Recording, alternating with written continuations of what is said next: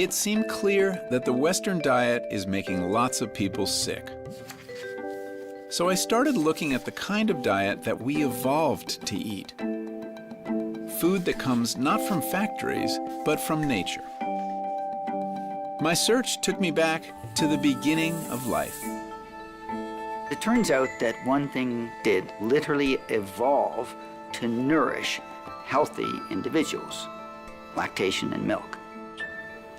Everything that the infant requires has to be in milk. So milk is literally a comprehensive diet in one product. All the essential nutrients, every vitamin, every mineral, every amino acid, every fatty acid that the infant needs has to be in milk.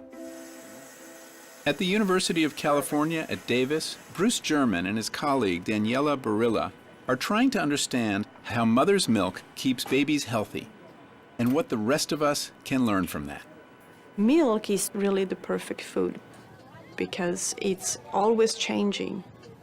If you have milk from day 1 and milk from day 10, the vitamin content, the lipid content, the protein, the carbohydrate is evolving to match the needs of the baby. But not all mothers can breastfeed. If there's any kind of challenge that you'd like to share with us, that gives us an opportunity to discuss it mother to mother. I've had struggles with breastfeeding from the very beginning. I had low supply, so I've been supplementing with formula. He does. Mothers have been unable to feed their babies throughout history. If you couldn't breastfeed a baby, that baby was really in trouble. In the 19th century, infant mortality rates were extremely high. People were very fearful for the lives of their children, particularly infants. Then, in the 1860s, parents were offered a potentially life-saving alternative when a German scientist named Justus von Liebig introduced the first commercial baby formula. He believed his product contained all the essential nutrients in breast milk. Liebig's food opened up an entire market. It quickly was followed by many copiers. But our attempts to make a substitute for breast milk have taught us just how hard it is for science to mimic nature. Those early formulas were missing valuable nutrients. Vitamins hadn't been discovered yet. And the importance of omega-3s wasn't understood until the 1970s. We learned that as close as we get, the ultimate goal is constantly retreating, because mother's milk is a very complex food. In 2006, Bruce German and his colleagues discovered one of its secrets when they solved a long-standing mystery. One of the things that was absolutely astonishing is that human milk contains undigestible material. The babies literally can't digest it. It goes right through them. When we looked at how much there was, it was staggering. It was the third most abundant component in milk. It was a kind of complex sugar called an oligosaccharide. Mothers literally are feeding undigestible matter to the baby. Why? German had a hunch. The first thought was, well, babies can't digest them. Maybe bacteria can. Because we know bacteria inhabit the intestine of all of us, including babies. Bruce came over to my lab and we tested to see if the oligosaccharides that he found in milk could grow any bacteria that I happen to have in my lab. And he tested them and he came back and he said, no, they don't. And he was looking at bacterium after bacterium after bacterium. Nothing, no growth at all. But then he found one. And at that point, we began to realize the genius of milk. What Mills found was a little understood bacterium called Bifidobacterium infantis. And when you look at breastfed babies, their lower intestine is full of just that bacterium. The great question is, why would this bacteria be valuable? What could the bacteria do for the baby? It occupies all of the surfaces of the baby's large intestine and prevents germs that could cause disease from attacking the baby. So it starts to grow and multiply and grows and multiplies until the baby is literally full of just this one group of bacteria. And no other bacteria can compete. That's an ingenious process.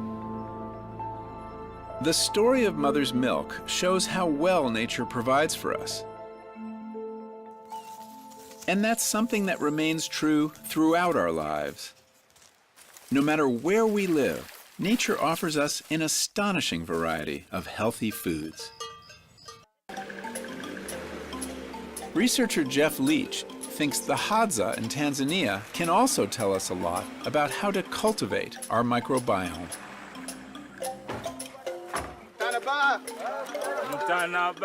One of the holy grails in microbiome research is trying to figure out what is an optimal or balanced microbiome.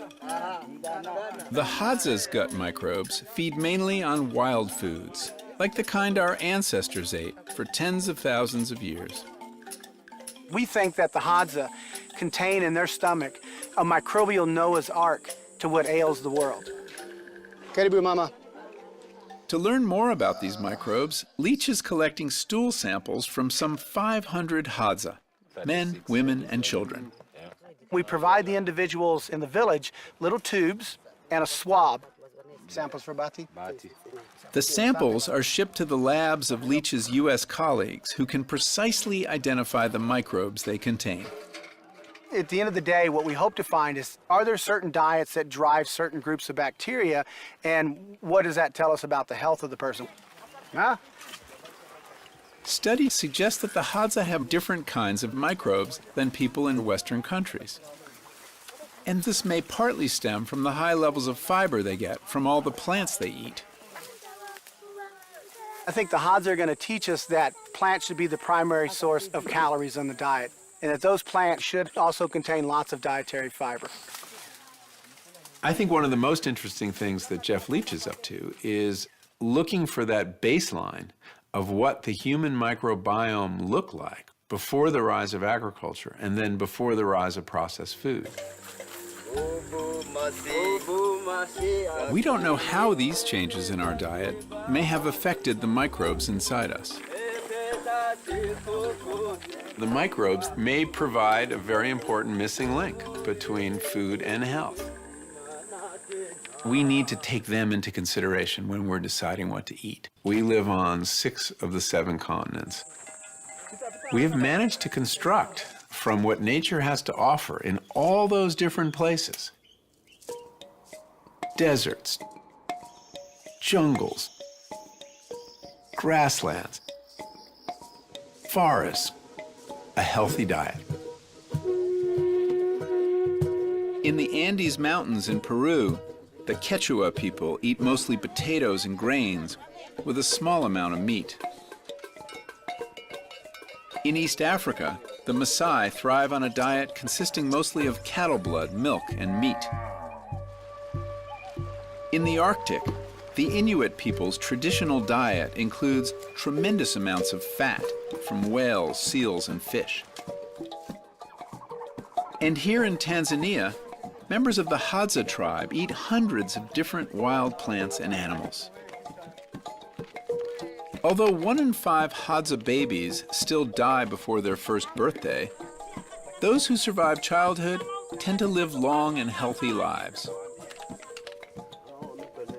We don't see these so-called Western diseases among the Hadza. Things like cancer, things like obesity, type 2 diabetes, heart disease, very low rates.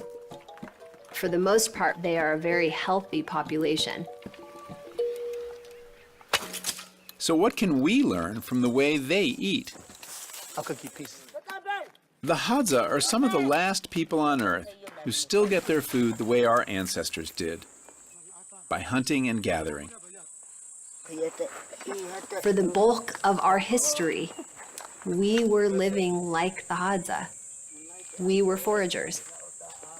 What we are doing now in the industrialized West is what's different or odd.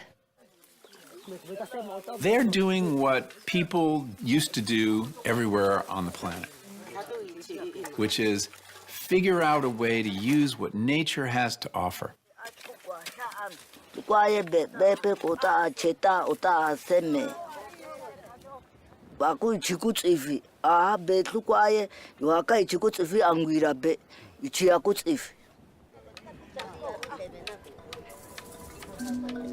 Utaratibu wa chakula chetu ambaye tunatembea kila wakati.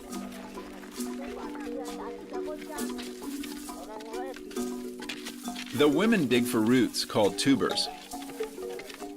They're very hard to chew, but when other foods are scarce, they're almost always available. They also collect a fruit that falls to the ground from tall trees. It's called baobab. The inside is kind of chalky and dry. To make it easier to eat, the Hadza pound it into a powder and sometimes add water to make a sort of smoothie. This is a kind of food processing, but very minimal.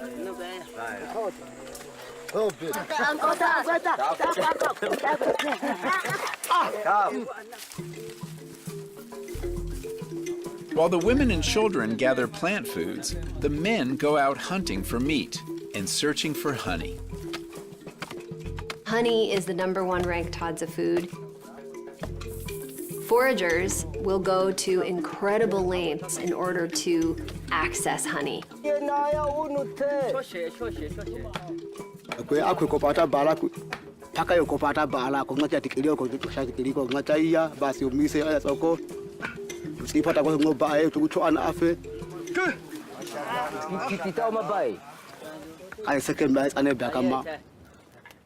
Imagine if we had to climb a tree every time we wanted a sugar fix from a Coke.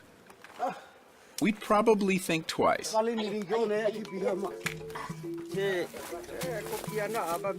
Nafikiri balako kipindi hapo kwa sababu watu wa balako yeme ukoyate obiazabe eseke monta balako paka mwezi wa 12 kota sekembe.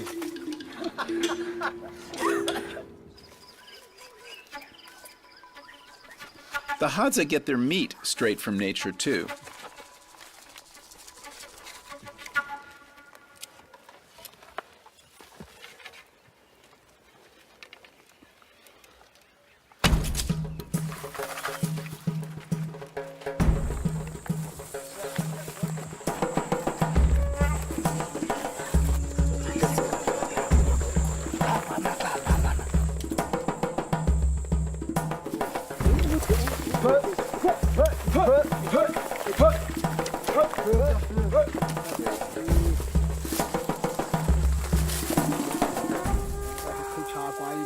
Fikira kwa misi paka pa ako mana iye mae. Kaya chota mlako paka pa ako paka ba da mutubi otobo. Yo sekeme.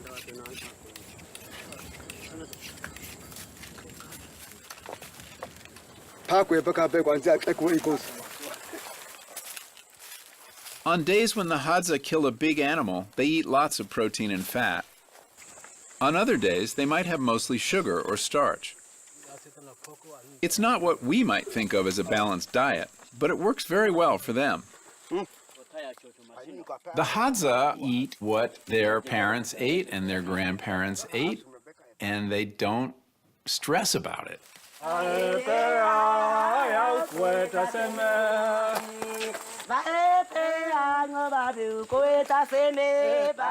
Here is a people that don't know what a nutrient is and have very good dietary health at the same time.